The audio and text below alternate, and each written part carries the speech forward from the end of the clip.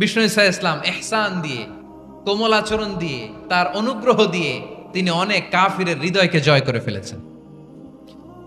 সাইয়েদনা সুমামা ইবনে উসাল রাদিয়াল্লাহু তাআলা আনহুর কথা মনে পড়ে যায়। তিনি ছিলেন ইয়ামামার বাদশা। মদিনাতে বিশ্বনবীকে হত্যা করার নিয়তে এসেছিলেন, গোপনে গোপনে বিশ্বনবীকে হত্যা করে আবার ইয়ামামাতে তিনি ফিরে যাবেন। কিন্তু কি অবাক করা কাণ্ড, হত্যা করতে পারে নাই, সাহাবাদের হাতে তিনি ধরা পড়ে গেলেন। সাইয়েদনা সুমামা ইবনে উসাল রাদিয়াল্লাহু তাআলা আনহু হত্যার নিয়তে আসলেন, কিন্তু হত্যা করতে পারলেন না। সাহাবারা ওনাকে ধরে ফেললেন, ধরে মসজিদে নববীর পিলারের মধ্যে বেঁধে রাখলেন। সুমামা ইবনে উসাল, সিরাত থেকে শুনেন, সিরাত থেকে শোনাচ্ছি। রাদিয়াল্লাহু তাআলা আনহু ইয়ামামার অধিপতি ছিলেন। ইয়ামামা বিশ্বনবীকে হত্যার জন্য আসছেন, ধরা পড়ে গেছেন, এখন মসজিদে নববীতে বেঁধে রাখছেন, তার মানে বন্দী। তো এখন স্ট্যাটাস কি? বন্দী, ক্যাপটিভ। বিষ্ণু ঈসা ইসলাম সাহাবাদেরকে বললেন তার খোঁজ খবর নিও, সুমামা ইবনে উসালের খোঁজ খবর নিও। সাহাবারা বলেন, ইয়া রাসূলুল্লাহ, আপনাকে হত্যা করতে এসেছে, তার তো কঠিন ক্যাপিটাল পানিশমেন্ট হওয়া দরকার, কঠিন শাস্তি হওয়া দরকার। বিশ্বনবী বললেন, না, আমি যেটা জানি তোমরা সেটা জানো না, তোমরা সুমামার সাথে ভালো আচরণ করো। বিশ্বনবী সুমামার কাছে গেলেন। প্রথম দিন যে তিনি কালেমার দাওয়াত দিলেন, ইমানের দাওয়াত দিলেন, ইসলামের দাওয়াত দিলেন, রিসালাতের দাওয়াত দিলেন, আখিরাতের দাওয়াত দিলেন।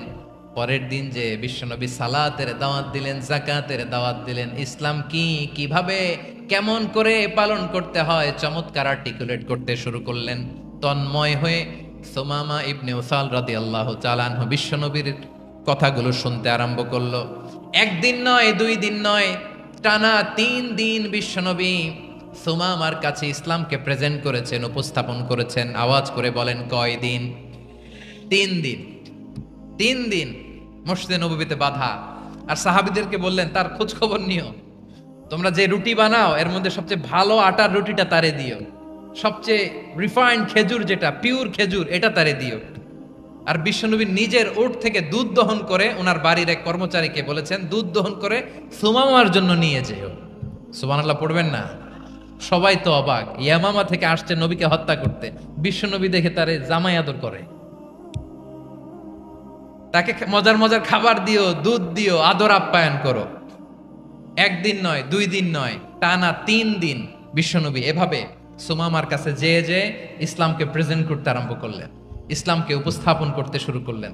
আর তাকে চমৎকার এন্টারটেইনমেন্ট, আপ্যায়ন দিতে আরম্ভ করলেন। টানা 3 দিন যখন ইসলামের দ্য বিউটিজ অফ ইসলাম, ইসলামের সুমহান বাণী, সৌন্দর্য তার কাছে উপস্থাপন শেষ, তাকে আপ্যায়ন শেষ, বিশ্বনবী বললেন সাহাবাদেরকে, যাও এবার সুমামার হাতের পায়ের রশি দুটো খুলে দাও।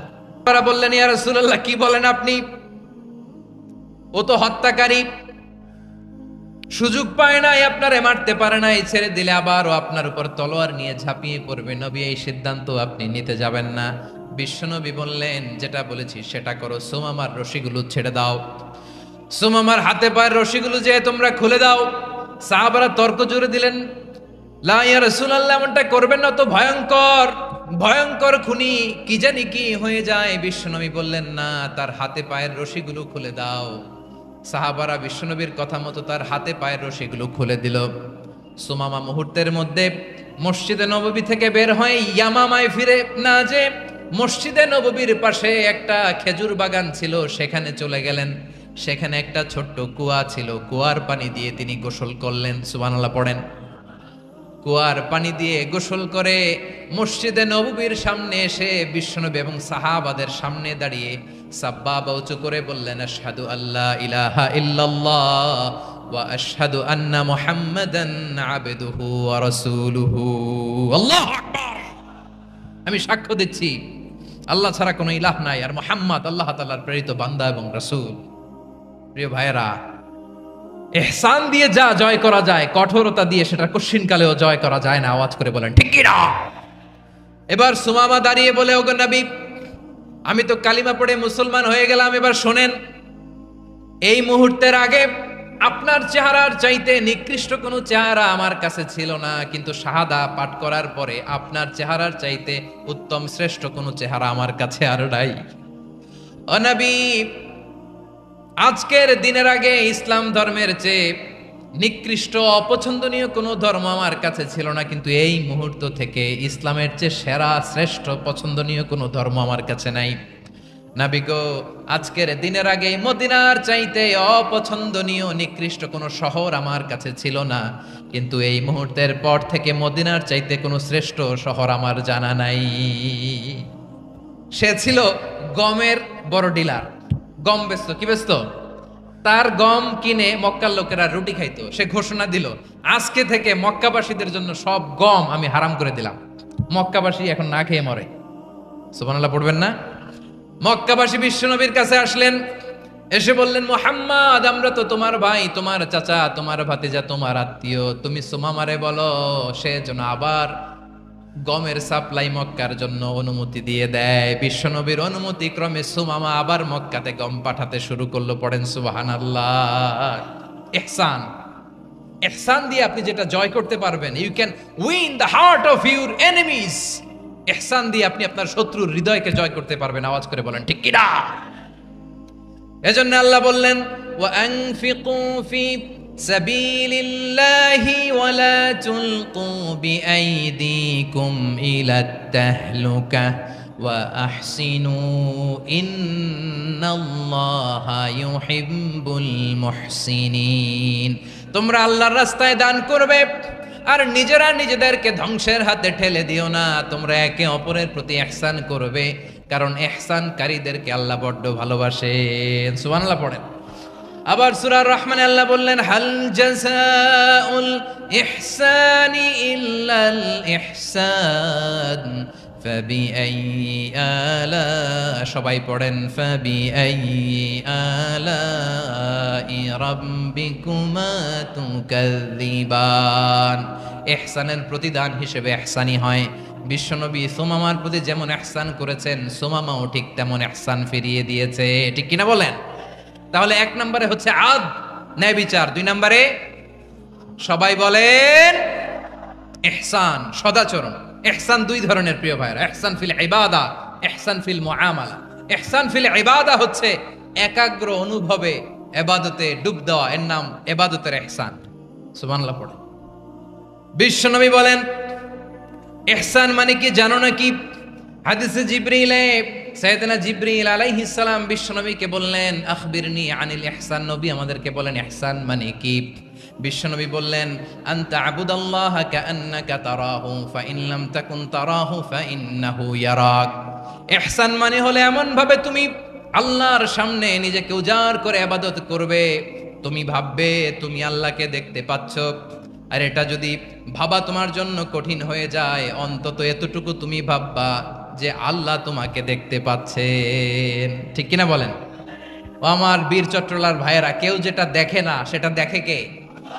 এই বিশ্বাস হৃদয়ের মধ্যে আছে? নামাজে যখন দাঁড়ান এই ফিলিংসটা আনা যাবে? হ্যাঁ, এশার সালাত তো এখনো হয় নাই না? আলোচনা শেষে এশার সালাত এখানে অনুষ্ঠিত হবে, তাই না? আচ্ছা বলুন তো, আমরা এশার সালাত পর্যন্ত বেঁচে থাকবো এই গ্যারান্টি আছে কার কার? হাত তোলেন। কয়েকজন হাত তুলছে পেছনে, না বুঝে তুলে ফেলছে। এশা পর্যন্ত যে আমরা হায়াত পাবো কোনো গ্যারান্টি আছে? সবাই আওয়াজ করে বলেন, গ্যারান্টি আছে? গ্যারান্টি নাই। এই জন্য বিষ্ণু ইসলাম বলেছে, এমন ভাবে নামাজে দাঁড়াও, ইবাদত করো, মনে করো হতে পারে এটাই আমার জীবনের শেষ নামাজ। পারফর্ম দ্য সালাহ as if this is your last and final prayer. এমন ভাবে সালাতে দাঁড়াও, ভাবো হতে পারে এটাই তোমার জীবনের শেষ নামাজ। এমন ভাবে নামাজে দাঁড়াও, ভাবো এটাই শেষ নামাজ। তাহলে নামাজে একাগ্রতা বাড়ায় দিবে কে? ফলে ইবাদতের ইহসান আমাদের অর্জিত হবে। আর মুআমালাতে ইহসান হলো, বিশ্বনবী বলেন, ইন্নাল্লাহা তাবারাকা ওয়া তাআলা কাতাবাল ইহসানা আলা কুল্লি শাই ফাইদা কাতালতুম ফাআহসিনুল কিতলা ওয়া ইযা যাবাহতুম ফাআহসিনুয যাবহা ওয়ালিয়ুহিদ্দা আহাদুকুম শাফরাতাহু ওয়ালিয়ুরিহ যাবিহাতাহু। ইহসান দুই ধরনের। আওয়াজ করে বলতে হবে কয় ধরনের? সবাই বলুন আওয়াজ করে, কয় ধরনের? একটা হচ্ছে ইহসান ফিল ইবাদা, ইবাদতে ইহসান। ইবাদতে ইহসান কি? একাগ্র অনুভব দিয়ে ইবাদত করা, মন প্রাণ দিয়ে ইবাদত করা। আর মুআমালাতে ইহসান কি? সব কাজে, দৈনন্দিন কাজে, কর্মে, সামাজিক অ্যাক্টিভিটিতে কোমলতা প্রদর্শন করা, অনুগ্রহের সাথে সবকিছু করা। আল্লাহ তাআলা ইন্নাল্লাহ তাবারাকা ওয়া তাআলা কাতাবাল ইহসান আলা কুল্লি শাই, তিনি সবকিছুর ব্যাপারে ইহসানকে আবশ্যক করেছেন। সবকিছুতে মুমিনের সব কাজে ইহসানের পরশ থাকবে। ওয়া ইযা কাতালতুম ফাহসিনুল কিতলা, বিশ্বনবী বলেন তুমি যখন কাউকে হত্যা করো ইহসানের সাথে করো। সুবহানাল্লাহ পড়বেন না? যখন হত্যা করো তখনও ইহসানের সাথে। আচ্ছা হত্যা করবো আবার ইহসান আসবে করতে করে, তো মেরেই ফেলবো আমি। আল্লাহ, ও ভাই একজন খুন করেছে, খুনি রাষ্ট্রীয় আইনে তার শাস্তি হয়েছে ডেথ পেনাল্টি, মৃত্যুদণ্ড। এখন মৃত্যুদণ্ড দেখে আপনি যেমনে মন চায় তেমনে মারবেন লোকটারে? ওর নাক কেটে ফেলতে পারবেন? ওর কান কাটতে পারবেন? ওর চোখ উপড়ে ফেলতে পারবেন আপনি? যেমন মন চায় তার অঙ্গহানি করা যাবে না। ইহসানের সাথে তাকে হত্যা করো। সুবহানাল্লাহ, this is Islam, this is the true essence of Islam. ওয়া ইযা যাবাহতুম ফাহসিনু যাবহা, যখন জবাই করবে তখনও ইহসানের সাথে জবাই করো। করব জবাই, ওইখানেও নাকি ইহসান। আচ্ছা কুরবানির দিন আমরা পশুগুলোরে কি করি বলেন? সবাই আওয়াজ করে জবাই। জবাই মানে তো এটার মেরেই ফেলতেছি, একটু পরে তো টুকরো টুকরো করে গোশতগুলো খাবো, এটা তো খাবো, এটা তো মেরেই ফেলবে। বিষ্ণু বলে না, জবাইয়ের মধ্যেও মুমিনের জবের ভেতরেও ইহসানের পরশ থাকা চাই। যখন জবাই করবে প্রাণীটাকে হাত পা টাইট করে বেঁধে নাও, ছুরিটাকে শার্পেন করে নাও, ধারালো করে নাও, যাতে অল্প সময়ে জবাইটা হয়ে যায়, প্রাণীটা যাতে কম কষ্ট পায়। সুবহানাল্লাহ পড়ে। দিস ইজ কল্ড ইহসান। ইহসান আল্লাহ তাআলা যেমনি আদলের আদেশ করেছেন, ন্যায় বিচার জাস্টিস এনশিওর করতে বলেছেন, সমাজে ইহসানের ব্যবহার, ইহসানের অনুশীলন তিনি করতে বলেছেন। এজন্য মুমিনের প্রতিটি কাজে, আমার চট্টগ্রামের ভাইয়েরা আমার দিকে তাকান, খেয়াল করে শুনুন, মুমিন জীবনের প্রতিটি কাজে ইহসানের পরশ থাকা চাই। আমরা যেন আমাদের পরিবারের প্রতি ইহসান করি, আমরা যেন আমাদের কর্মচারীদের প্রতি ইহসান করি, আমরা যেন আমাদের কলিগদের প্রতি ইহসান করি, আমরা যেন আমাদের ভাইদের প্রতি ইহসান করি। মুমিন জীবনের প্রতি কাজে ইহসানের পরশ থাকার দরকার আছে না নাই? কথা বুঝতে পেরেছেন? তাহলে আল্লাহ তাআলার তিনটা আদেশ ছিল, কয়টা গেল? ভুলে গেছে, ভুলে গেছে চট্টগ্রাম। তিনটা আদেশের মধ্যে কয়টা বললাম? প্রথমে কি ছিল? আদল। 2 নম্বরে, 3 নম্বরে রব্বুল আলামিন বললেন ওয়া ইতা ইদিল কুরবা, নিকটাত্মীয়দেরকে দান করো। নিকট আত্মীয়দেরকে দাও, যারা তোমাদের ব্লাড কানেকশনের আত্মীয় তাদেরকে তোমরা দাও। এখানে জেনারেলি বললেন দাও, কি দিব সেটা তিনি এখানে বলেন নাই, সেটা তিনি সূরাতুল ইসরার মধ্যে বলেছেন। আল্লাহ বলেন ওয়া আতিযাল কুরবা হাক্কাহ, নিকট আত্মীয়দেরকে তাদের অধিকার, তাদের প্রাপ্য তোমরা বুঝিয়ে দাও। দেখেন, একটা শান্তির সমাজ, একটা সমৃদ্ধ সমাজ, একটা মানবিক সমাজ গঠনের জন্য আল্লাহ তাআলা বেশি না, মাত্র 3টা অর্ডার, 3টা ভার্ডিক্ট তিনি জারি করেছেন। 1 নাম্বার সুশাসন, ন্যায় বিচার। 2 নাম্বার ইহসান। 3 নাম্বার নিকটাত্মীয়, যারা কাছের, তোমার ভেরি ক্লোজ রিলেশনশিপে আছে, তাদেরকে দাও। দাও, দিলে বাড়িয়ে দেয় কে? অনেকে দিতে চায় না, কৃপণতা করে। দিলে বাড়ায় দেয় কে? ও মিয়া, মদিনার মধ্যে সবচাইতে গরিব সাহাবী ছিল বেলাল রাদিয়াল্লাহু তাআলা আনহু। ওনার এন্টায়ার অ্যাসেট, সম্পদের পরিমাণ কতদূর জানেন? একটা লুঙ্গি। বেলাল রাদিয়াল্লাহু তাআলা আনহু, ওনার টোটাল ওয়েলথের এস্টিমেশন হচ্ছে মাত্র একটা লুঙ্গি। একটা লুঙ্গি, টোটাল ওয়েলথ এস্টিমেশন, টোটাল সম্পদের পরিমাণ বেলাল রাদিয়াল্লাহু তাআলা আনহুর কি ছিল? কথা বুঝে নাই বোধহয়। কি ছিল? ওই বেলাল রাদিয়াল্লাহু তাআলা আনহুকে বিষ্ণু ইসলাম বলেছেন আনফিক ইয়া বেলাল, ও বেলাল তুমিও দাও। ওয়ালা তাখশা মিন যিল আরশি ইখলালা, আরশের অধিপতির তো কোনো ঘাটতি নাই, তুমি দিলে ওই আল্লাহ তোমারে বাড়ায় দিবে। এজন্য আমার প্রিয় ভাইয়েরা, দিলে কমে না, দিলে বাড়ে। অনেকে ধরে রাখে, নতুন কিছু নিতে পারে না, হাত দিয়ে যেটা ধরে রেখেছেন এটা দিয়ে দেন, বড় একটা ধরার সুযোগ পাবেন। জোরে বলেন ঠিক কিনা? ধরেন 5 কেজি ওজনের একটা ধরে রাখছেন, এখন 10, এটা না ছাড়লে 10 কেজি ধরতে পারবেন আপনি?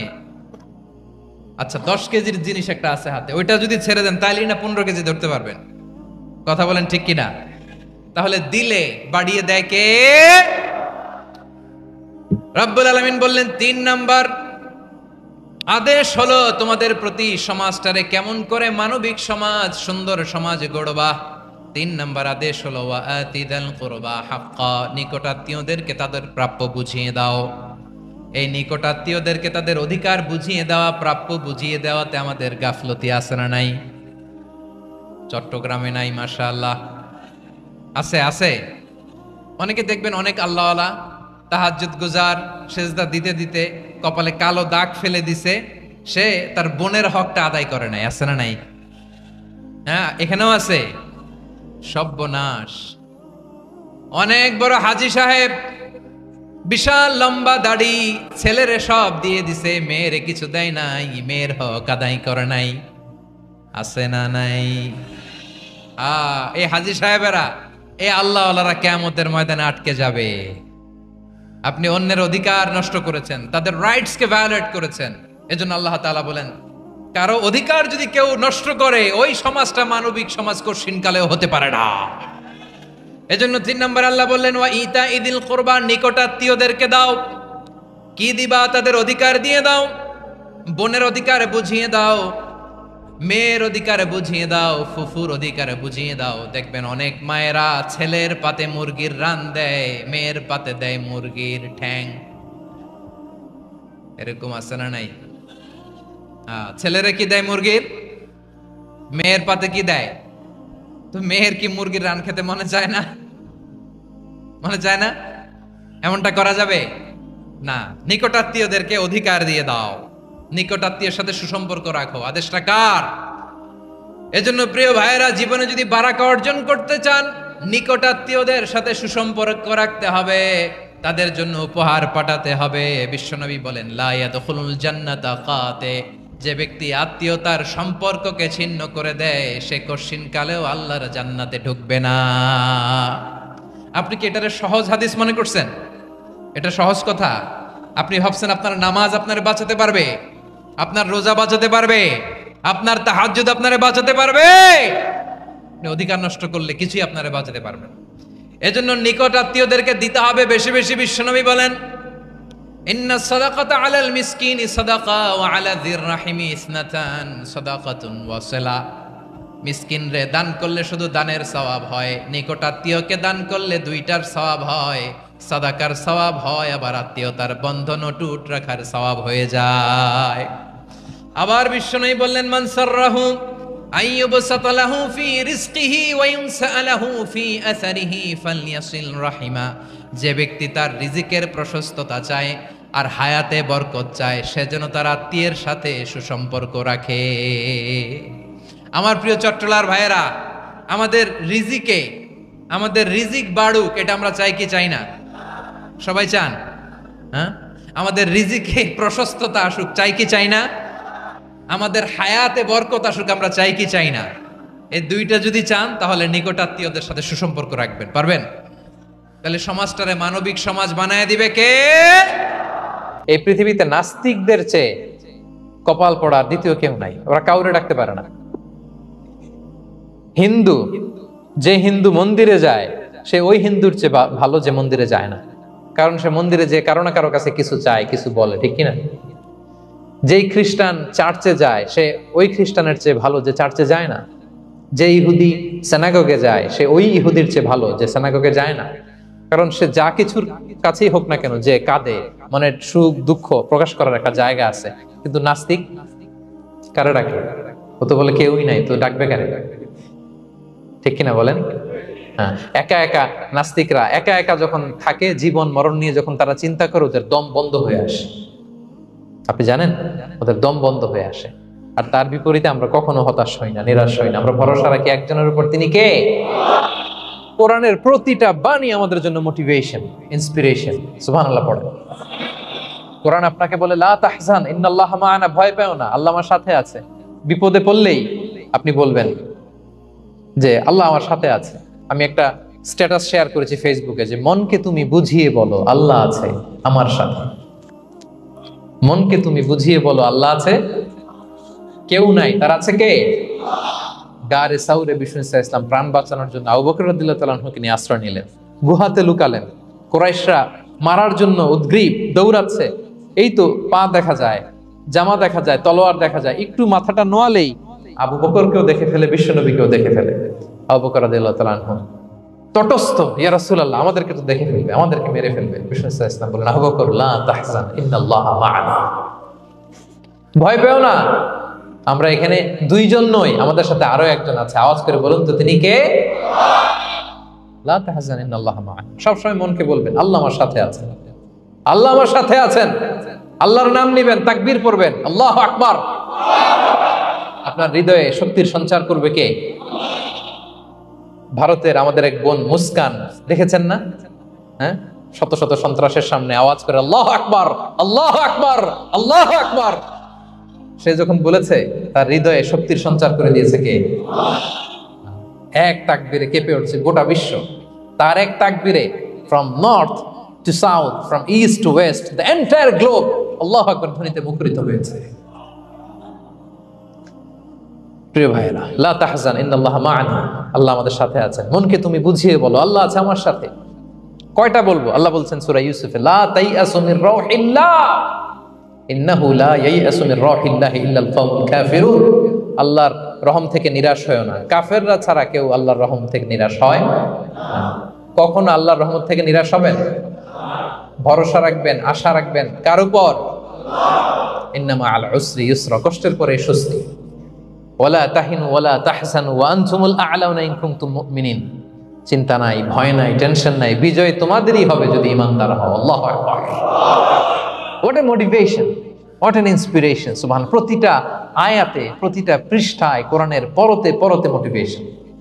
হতাশা বলতে কোনো শব্দই তো আমাদের ডিকশনারিতে নাই। কিসের আত্মহত্যা? আত্মহত্যা তো দূর কি বাত, হতাশাই তো নাই আমাদের জীবনে। আছে? বলেন। কারণ আমরা দুঃখের সময় সবর করি, সুখের সময় শুকর করি, সবটাতেই লাভ। দুঃখের সময় কি করি? সবর। সবর করলে সওয়াব আছে না? লাভ। সুখের সময় শুকর করি, শুকরিয়া আদায় করলে সওয়াব আছে না? লাভ। আপনার জীবনে কোনো লস আছে? তা হতাশ হওয়ার সুযোগ কোথায় আপনার? তো উইন উইন সিচুয়েশন আমাদের। আপনার জীবনে যত কষ্ট, সবগুলোর জন্য you will be rewarded at the end. সবকিছুর প্রতিদান আপনি পাবেন। Your pain isn't in vain, your sacrifice isn't in vain, and your pain is being rewarded. আপনার কষ্ট, দুঃখ জ্বালার জন্য আপনি রিওয়ার্ড পাবেন। মা ইউসিবুল মুসলিমা মিন নাসাব ওয়ালা ওয়াসাব ওয়ালা হাম্মিন ওয়ালা আদান ওয়ালা গাম্মিন হাত্তা শাওকাতি ইউশাকুহা ইল্লা কাফারাল্লাহু বিহা মিন খাতায়া। আপনার দুঃখ, ব্যথা, জ্বালা, ইনজুরি, অ্যাক্সিডেন্ট, কষ্ট, এমনকি বড়ই পারতে যে হাতে অনেক সময় কাটা বিঁধে না, গোলাপের একটা গোলাপ পিক করতে যাবেন, হঠাৎ কাটা বিঁধছে না, বিশ্বনী বলেন ওই কাটা বিধার কারণে আল্লাহ তাআলা তোমার গুনাহ মাফ করে দিবে। এখন আপনি হতাশাটা পান কোথায় আমরা বুঝেন? আমাদের ডিকশনারিতে হতাশা আছে? আছে?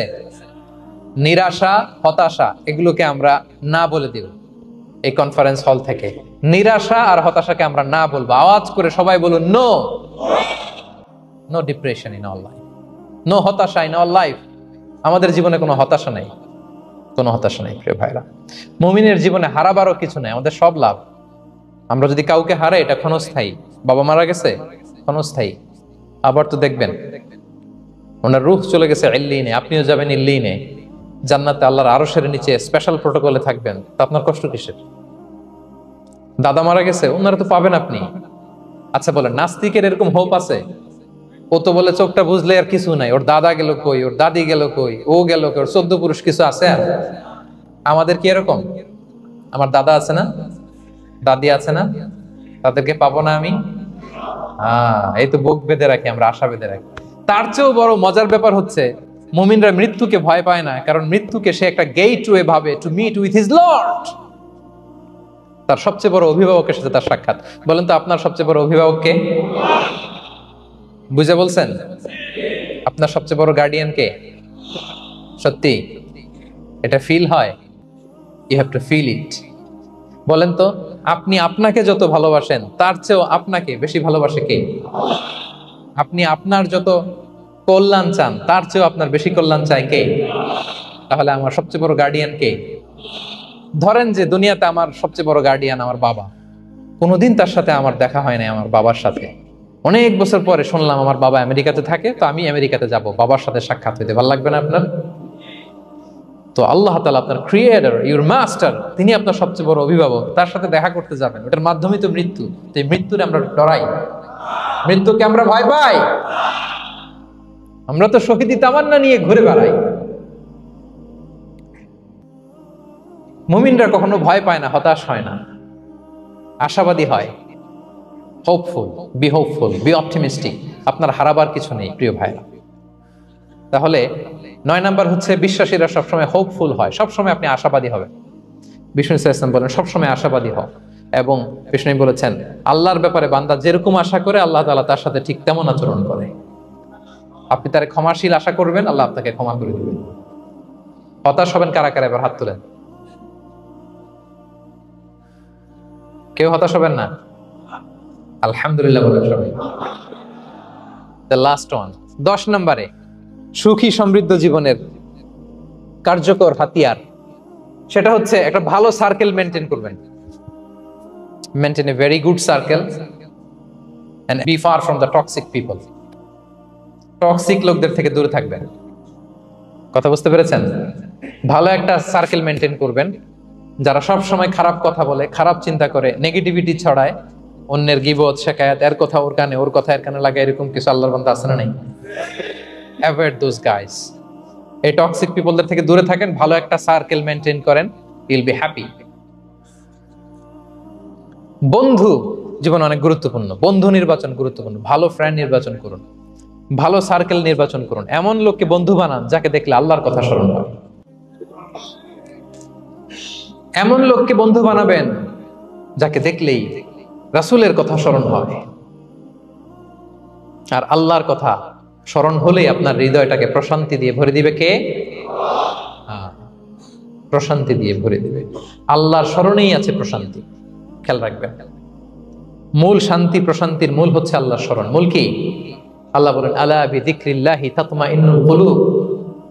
জেনে রাখো, কোনো কিছু দিয়ে তোমার অন্তর প্রশান্ত হয় না, অন্তর প্রশান্ত হয় একটা সত্তার নামে, সেটা হচ্ছে আল্লাহ। সেটা কি? আওয়াজ করে আল্লাহকে ডাকেন, বলেন আল্লাহ। প্রাণ ভরে হৃদয় থেকে ডাকেন, বলেন ইয়া আল্লাহ, ইয়া আল্লাহ, ইয়া আল্লাহ। আলা বিযিকরিল্লাহি তাতমাইন্নুল কুলুব। জেনে রেখো, নিশ্চয়ই আল্লাহর জিকিরে, আল্লাহর স্মরণে হৃদয় প্রশান্ত হবে। পৃথিবীর কোনো কিছু দিয়ে আপনার হৃদয় প্রশান্ত হবে না, আল্লাহর জিকিরে প্রশান্ত হবে। অন্য আয়াতে আল্লাহ বলছেন ওমান আ'রাদা আন যিকরি ফাইন্না লাহু মাঈশাতান দানকা ওয়া নাহশুরুহু ইয়াওমাল কিয়ামাতি আ'মা ক্বালা রাব্বি লিমা হাশারতানি আ'মা ওয়া ক্বাদ কুনতু বাসীরা ক্বালা কাযালিকা আতাতকা আয়াতুনা ফানাসিতাহা ওয়া কাযালিকাল ইয়াওমা তুনসা। আল্লাহ বলেন যে আমার স্মরণ করে না, আমার স্মরণ থেকে মুখ ফিরিয়ে নেয়, তাকে আমি দুর্বিষহ জীবন দিব। কিয়ামতের দিন তাকে অন্ধ করে উঠাবো, সে কাঁদবে, বলবে আল্লাহ দুনিয়াতে তো আমার চোখ ছিল, আমাকে এখন অন্ধ বানালে কেন? আল্লাহ বলবে পৃথিবীতে আমার স্মরণ থেকে তুমি গাফেল ছিলা, আমার আয়াত থেকে নিদর্শন দেখলে চেহারা ফিরিয়ে অন্যদিকে গিয়েছ, তাই আজকে আমি তোমার থেকে চেহারা ফিরিয়ে নিলাম, তোমাকে অন্ধ বানিয়ে দিলাম। তাহলে সুখ শান্তির আসল রহস্য হচ্ছে আল্লাহর স্মরণ। সুখ এবং সমৃদ্ধির আসল রহস্য কি? আল্লাহর স্মরণ। ডিপ্রেশন আপনার পায় কেমন? হ্যাঁ, ডিপ্রেশন কি জানেন? আপনার আর আপনার রবের দূরত্বকে ডিপ্রেশন বলে। ডিপ্রেশন কাকে বলে জানেন? আপনার আর আপনার খোদার মধ্যে যে দূরত্ব, এটার নাম, সবাই বলবেন, আপনার আর আপনার স্রষ্টার মাঝে যে দূরত্ব, এটার নাম ডিপ্রেশন। আল্লাহর সাথে যদি আপনার দূরত্ব থাকে, আপনার ডিপ্রেশনও বড়। যদি দূরত্ব না থাকে, নো ডিপ্রেশন, কোনো ডিপ্রেশন আপনার নাই। সুবহানাল্লাহ পড়েন। তাহলে ডিপ্রেশন ঘুচাবার পরশ পাথর হচ্ছে আল্লাহর স্মরণ। আপনার আর আপনার রবের মাঝে দূরত্বের নাম ডিপ্রেশন। আমাদের সাথে আমাদের রবের দূরত্ব নাই, ফলে আমাদের ডিপ্রেশনও নাই। আমরা যেন আল্লাহ তাআলার সাথে সম্পর্কটাকে, বন্ডেজটাকে মজবুত করি। আল্লাহ যার হয়ে যায়, গোটা দুনিয়া তার হয়ে যায়। ঠিক কিনা বলেন?